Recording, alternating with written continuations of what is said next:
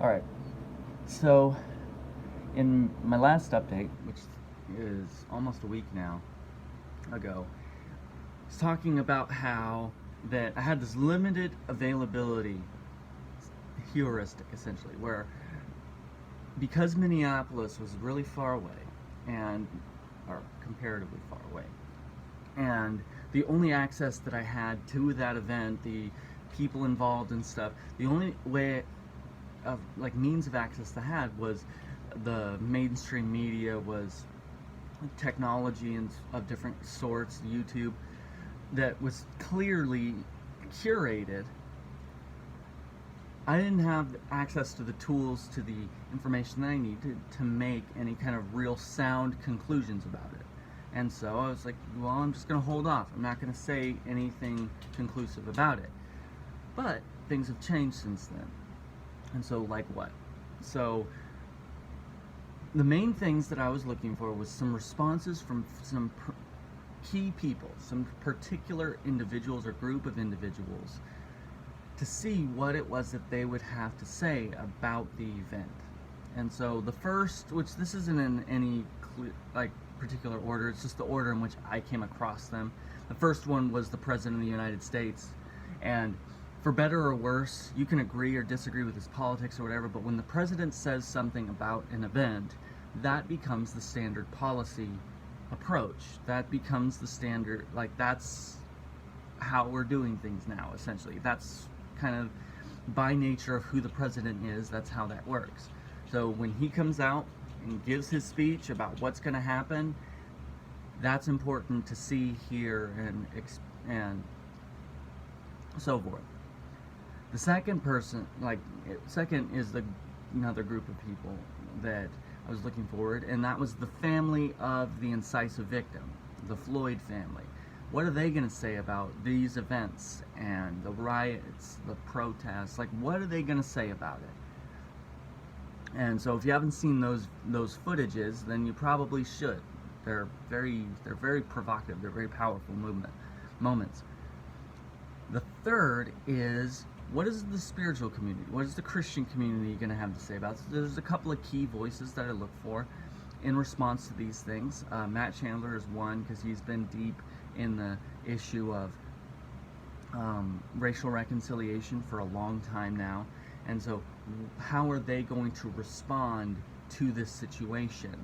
John Piper was the pastor of Bethlehem, I think it's Tabernacle Church, in Minneapolis for many years. He's very much so in love with that city, and so I was looking like, what is he going to have to say about the events as they are transpiring? What's he going to say about it?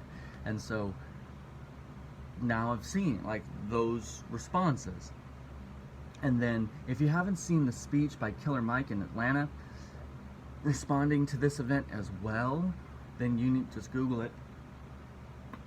Like, you need to see that clip. It's important.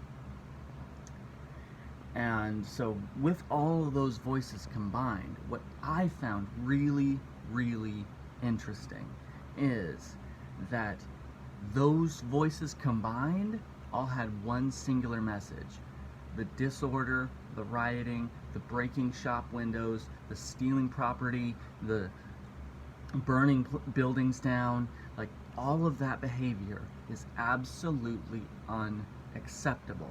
Killer Mike saying that you do not gain freedom by burning your own house down, and that like, you could say, like, well, maybe Trump's a little bit heavy-handed on this issue. I don't know, honestly. What is this? New times, or this is all new events for me. Like, I've never experienced anything like this before, so this is all new for me. So I don't know exactly what I would do in his position.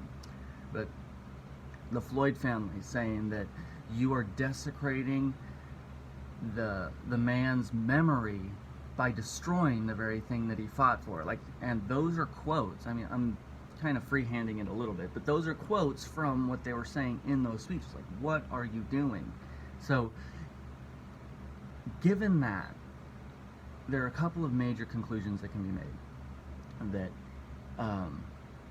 first, you can claim that it's about justice or it's about George Floyd all you want, but when the people that are closest to him, like the family, and people that are closest to actual racial reconciliation issues and social justice issues like Killer Mike, and are speaking in the direct opposite direction, saying that this behavior is not in any way about George Floyd, it doesn't bring any respect or honor to his memory, then you are the one that's wrong.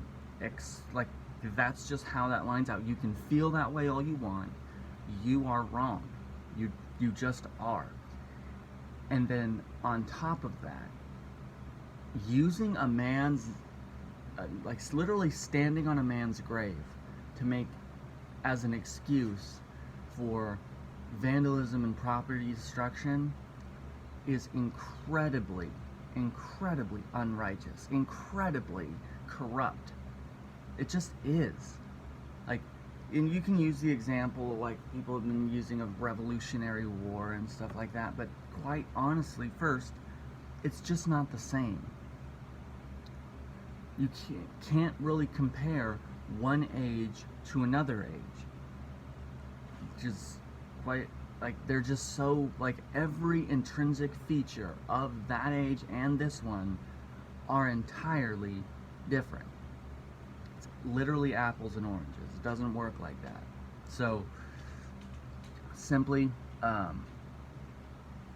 you can live in the past of what happened back then, or you can live in the present, and the present of fear and everything of what's happening now, or you can live in the future of how are we going to shape how are we going to create plans, how are we going to elect politicians, how are we going to choose new voices, how are we going to establish civilian review boards, how are we going to go about tangible ways that act peacefully and fight for tangible justice. That's the question. And quite frankly, like, when you burn down a police precinct, they're going to rebuild that, and it's going to be twice as tough, and it's going to have officers that are equipped twice as intensely, because of the fact that you just burnt that place down and they remember. So you're making things harder on yourself and for everyone in the future by doing this kind of behavior.